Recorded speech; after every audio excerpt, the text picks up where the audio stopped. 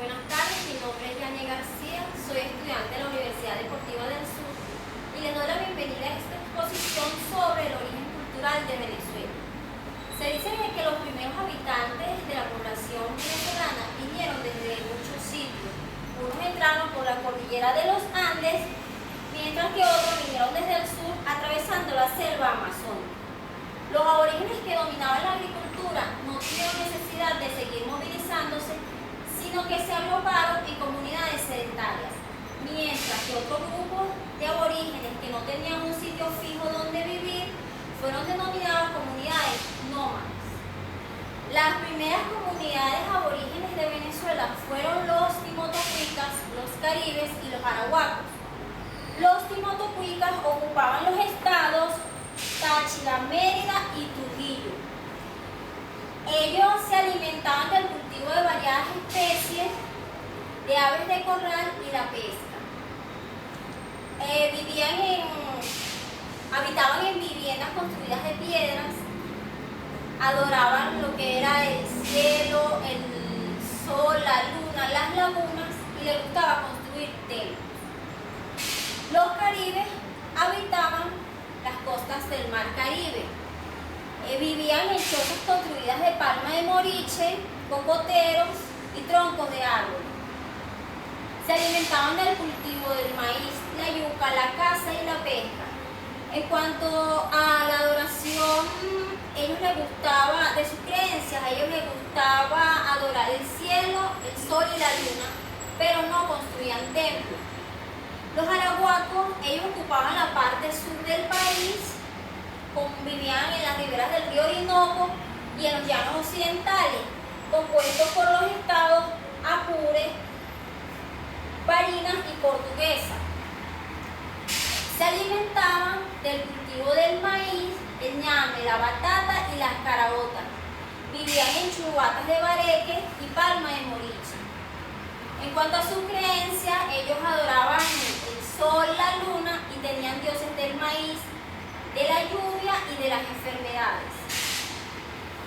Los periodos arqueológicos de Venezuela fueron divididos en 4, como son: el primero, paleoindio, el segundo, mesoindio, el tercero, neoindio y el cuarto, indohispano. En el periodo paleoindio se dice que fue cuando comenzó el poblamiento del territorio venezolano. De hecho, muchos aborígenes vivían en el Amazonas, el Caribe y los llanos. Ellos, como eran grupos nómadas, vivían en cuevas y ellos construían sus armas para la caza con la piedra, el hueso y la madera. Utilizaban el fuego para calentar sus alimentos y cuando ellos construían sus cuevas o refugios, utilizaban lo que eran la piel de animales y ramas para camuflajearse. En el periodo mesoindio, los aborígenes vivían en regiones en donde podían aprovechar las riquezas naturales a través del trabajo comunitario. Ellos trabajaban lo que era el cultivo del maíz y la yuca. De hecho, la agricultura se desarrolló mucho y ellos la trabajaban de forma itinerante. Para el periodo neoindio, esto se caracterizó por la agrupación de humanos en tribus, las cuales tenían sus viviendas de diferentes formas. Se dedicaban al cultivo de tubérculos como la papa y la yuca, y ellos eran dirigidos por una máxima autoridad denominada el cacique.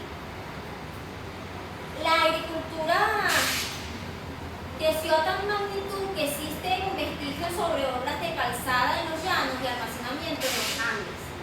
En este periodo también se practicó lo que fue la navegación en canoa, lo que permitió el intercambio de productos.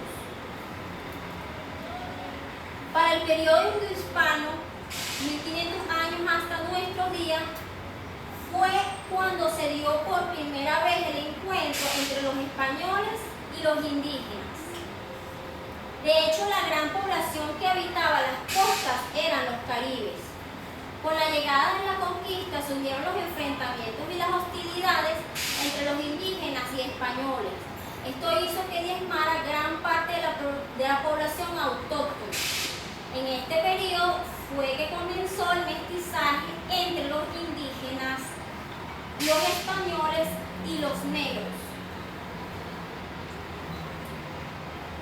En la actualidad, las costumbres aborígenes que fueron enseñadas por nuestros ancestros se siguen manteniendo, como es el cultivo de la yuca, se puede hacer el casabe, se sigue trabajando lo que es la pesca, del cultivo del maíz se obtiene lo que es la arepa de maíz pilado y la cachapa.